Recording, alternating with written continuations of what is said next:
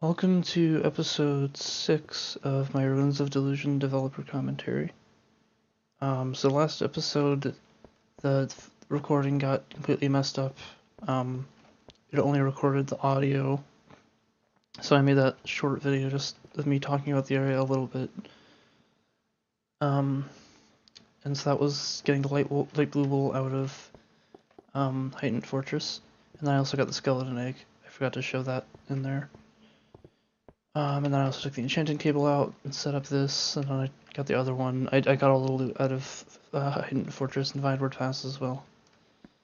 And then I don't think I explained this cow farm because that was in the original episode 5 I tried to record.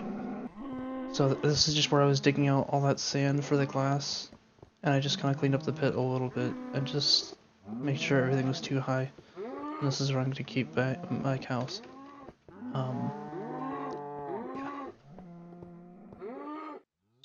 So, this episode I want to go into intersection 2 and explore that and look at each of the areas. I'm not going to do an area yet, but first I want to enchant something. I'm not actually sure what I want to enchant. I think I have enough swords for now. Bows are okay. I don't really have any good armor. Yeah, I'll enchant this chest plate and see what I get. And I'll go for 25 levels. Okay. Okay, that's not that great. Well, it's protection 2 though, so pretty good. Armor, okay. And I want to throw some basic enchantments on other stuff, so let me grab these, stone pick. This isn't really a tool, it's more of a weapon. Make sure I have plenty of arrows. Actually, I don't really need this with me since I'm not going to be doing an area yet, and I'm just going to be building a rail line. So, I guess I'll do more enchanting later. I do want more blocks. So I'll take some potions just in case. Where's my blocks? Okay.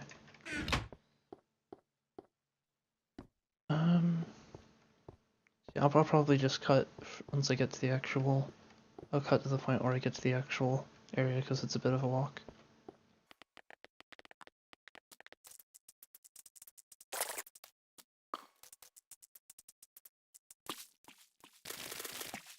Alright, so here we are. It's just running through Vineward Pass in the daytime. Pretty easy. No mobs even came near me. So again, as I said before, I should say this, the ending spot up there, when you come out of that dungeon, if you drop down in the water, you drop down right here into all this glowstone, and so that attracts your eyes. You can also just see it from the top of the surface of the water, and that leads into intersection 2. So again, I went with little details.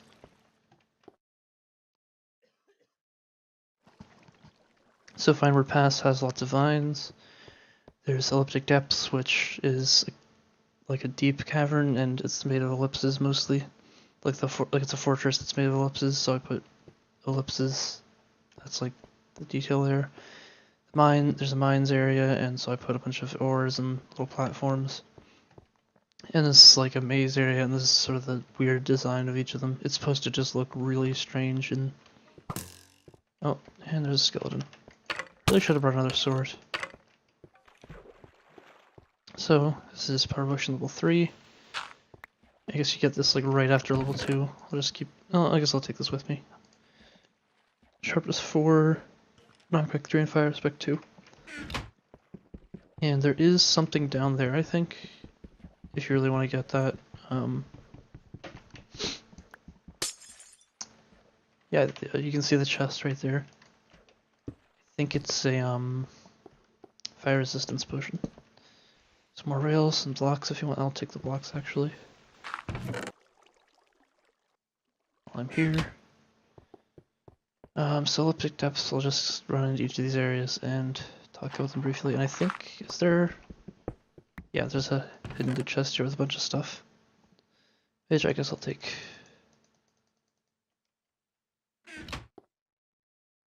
So Elliptic Depths is the area where you get Oh yeah, there's a skeleton spawner right on the outside of this. I gotta take care of this. It's kind of rude of me to do this, but I think you can pretty easily deal with this. Also, wait, what am I doing? I can just dig through here. It's like 1 block thick. So yeah, that's nice introduction to the area. Yeah, and then it's kind of like a similar thematic to Heightened Fortress. It's actually directly below it. There's a shortcut that leads to them. And instead of having clay in the walls, I have netherrack because it's nether brick instead of red bricks. Even though you can't smelt down netherrack in this version, but it just like connects thematically. That's not Hidden Fortress. That's Elliptic Depths. Then there's Lost in Translation, which I didn't think about this when I was making the name, but like I think that's a movie or something. I don't know, it just sounds like the name of a movie. So this is a maze area. This is to tell you that there's a lava underneath the netherrack. And then there's basically these rooms with a bunch of spawners. They get harder as you go up. And there's lava underneath all the floors and the ceilings. So it can be kind of hard to deal with. But because the rooms are pretty small, you can easily put down like 1 torch and stop all the mobs from spawning. And there's a block there. What?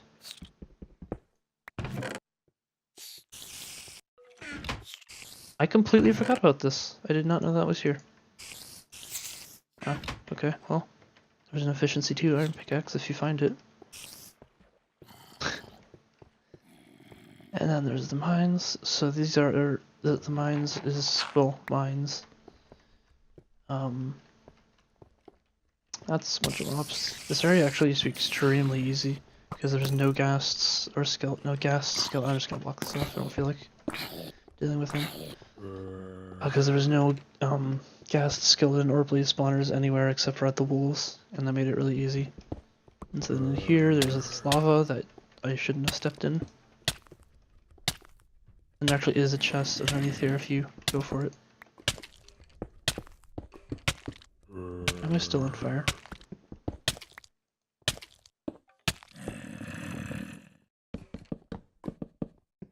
Yeah, there's a chest. I think it's a whole bunch of fire resistance potions. Right? Yeah.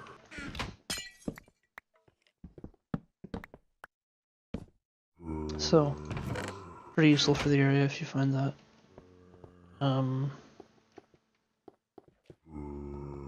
Yeah, and then so the area has lots of iron in it. This guy. Yeah, that area has a lot of iron in it. So that's where you get like iron armor. So it's like Elliptic Depths is like the potion area. This is where you get iron stuff. And this is just, there's some decent enchanted items in there, but I'd say that's probably the hardest area. It probably makes the least sense to start with that area, since the area becomes way easier with potions. And I know I said I wasn't gonna dig down here, but I'm just curious what's in that chest. There's also, I think, a water bucket somewhere, but I'm not gonna take it from there. Because you don't really need it, even though it's really helpful. Yeah, I wanna know what's in this chest.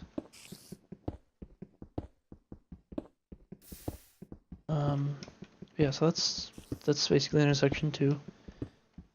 I'm not sure what else to say. This is probably just gonna be a really short episode. I got all this stuff though, so there's that. Oh yeah, fire resistance potions. Very helpful for a lot of these areas because there's lots of blazes and ghasts and lava, so it makes it a lot easier to do that. I wonder if there's anything on the ceiling here. The spider. Not look like there's anything here. Okay.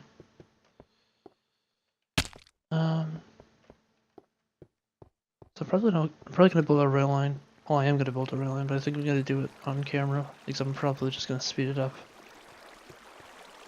But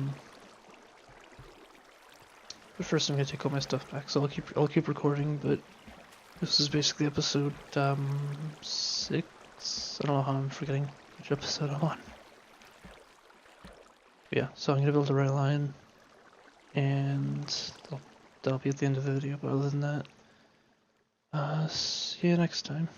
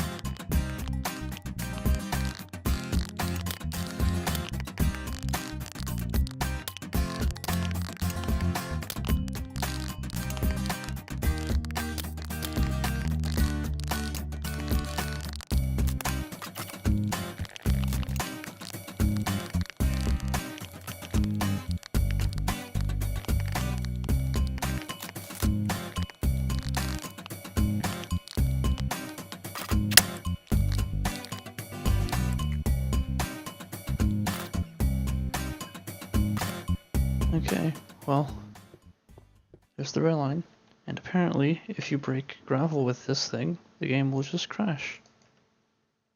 Which is really dumb. But, yeah. Rail-line's done now. So I'm gonna probably add in some more glowstone to the rail line off camera and sort my inventory, and I'll get ready for the next area. Until then, see you next time.